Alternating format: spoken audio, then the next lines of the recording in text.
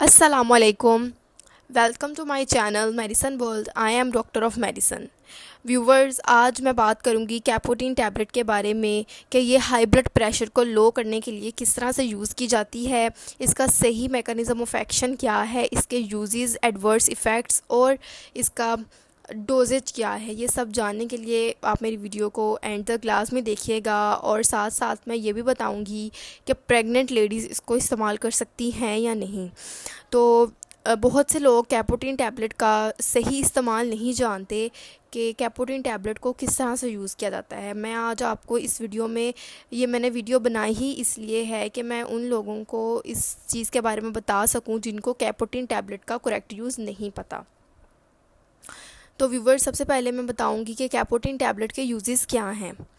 ये high blood pressure को लो करने के लिए इस्तेमाल की जाती है, यानी हाइपरटेंशन के पेशेंट्स में। उसके अलावा ये कंजस्टिव हार्ट फेलियर के पेशेंट्स में इस्तेमाल की जाती है। इसको हार्ट अटैक के पेशेंट्स में इस्तेमाल किया जाता है। इसको किडनी प्रॉब्लम्स में इस्तेमाल किया जाता है। उन पेशेंट्स में जो शुगर के पेशेंट्स होते हैं, उनमें बहुत से किडनी प्रॉब्लम्स हो जाते हैं, ये उसमें भी यूज़ की जाती है। इसका इम्पोर्टेंट चीज़ ये है कि इसका मैकेनिज़्म ऑफ एक्शन क्या है, ये हमारी बॉडी में किस तरह से एक्शन परफॉर्म करती है और हमारे बीपी को किस तरह से लो करती है। ये ACE इनहिबिटर है। ACE एक एंजाइम है, एंजियोटेंसिन कन्वर्टिंग एंजाइम, जो एंजियोटेंसिन 1 को एंजियोटेंसिन 2 में कन्वर्ट करता है। नॉर्मली एंजियोटेंसिन 2 वेज़ोकंस्ट्रिक्शन करवाती है और एल्डोस्टेरोन को रिलीज़ करवाती है, जिससे ब्लड प्रेशर हाई होता है।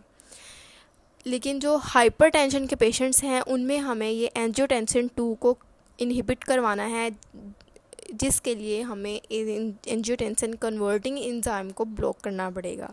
उसके लिए हम कैपोटीन टैबलेट यूज़ करते हैं।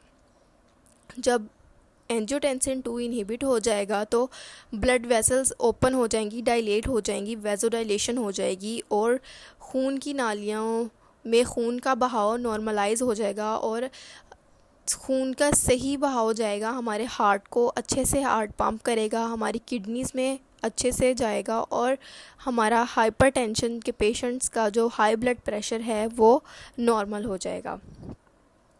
ये है इसका मैकेनिज़्म ऑफ एक्शन। ये इस तरह से हाई ब्लड प्रेशर को नॉर्मल कर।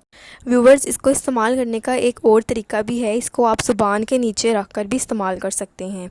ये तब इस तरीका इस्तेमाल किया जाता है जब पेशेंट का बहुत ज़्यादा हाई हो जाता है ब्लड प्रेशर, तो आप एमरजेंसी तौर पर इसको इस्तेमाल करते हैं एमरजेंसी कंडीशन में, ताकि जल्दी से जल्दी ब्लड प्रेशर लो हो सके।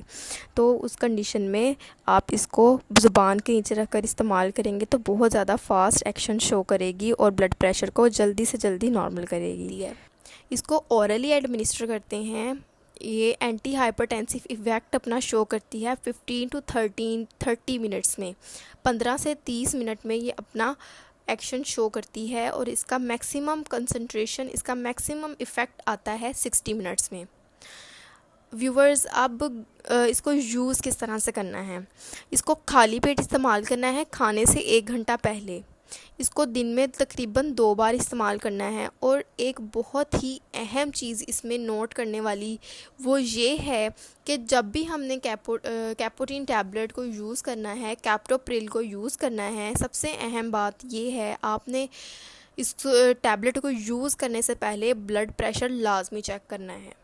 जिस भी पेशेंट को आप ये दे रहे हैं, आपने उसका ब्लड प्रेशर पहले चेक करना है। अगर ब्लड प्रेशर हाई हो, यानी नॉर्मल से हाई हो, तो आपने ये टैबलेट देनी है। अगर ब्लड प्रेशर नॉर्मल आ रहा है तो आपने ये टैबलेट नहीं देनी। अगर आप नॉर्मल ब्लड प्रेशर पे ये टैबलेट दे देंगे तो पेशेंट का ब्लड प्रेशर लो हो सकता है, जिससे और ज़्यादा कॉम्प्लिकेशंस हो सकती हैं।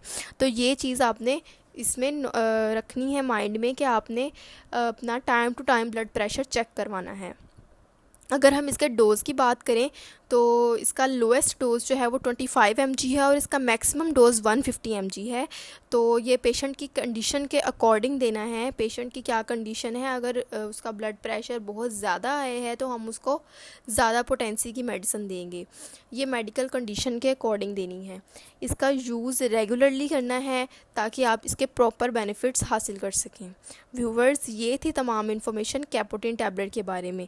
अब मैं ये बताऊंगी कि प्रेग्नेंट लेडीज़ ये इस्तेमाल कर सकती हैं या नहीं। तो व्यूवर्स, प्रेग्नेंट लेडीज़ इसको बिल्कुल भी इस्तेमाल नहीं कर सकती ड्यूरिंग प्रेगनेंसी। ये फीटस डेथ भी करवा सकती है। ये बहुत सी कॉम्प्लिकेशंस कर सकती है। प्रेग्नेंट लेडीज़ इसको यूज़ ना करें। तो इसके कुछ कॉमन साइड इफ़ेक्ट्स भी हैं, जैसा कि इसका मोस्ट कॉमन साइड इफ़ेक्ट है ड्राई एंड परसिस्टेंट कफ़ हो सकता है आपको, कॉन्स्टिपेशन यानी कब्ज़ हो सकती है, डायरिया यानी लूज़ मोशंस हो सकते हैं, उसके अलावा आपके पेट में दर्द हो सकती है। ये हैं इसके कुछ साइड इफ़ेक्ट्स। तो व्यूवर्स, अगर आपको मेरी ये वीडियो अच्छी लगी तो प्लीज़ लाइक कीजिएगा और मेरे चैनल को सब्सक्राइब कर दीजिएगा, ताकि मेडिसिन से रिलेटेड इन्फॉर्मेशन आप तक पहुँचती रहे। Thank you. अल्लाह हाफिज़।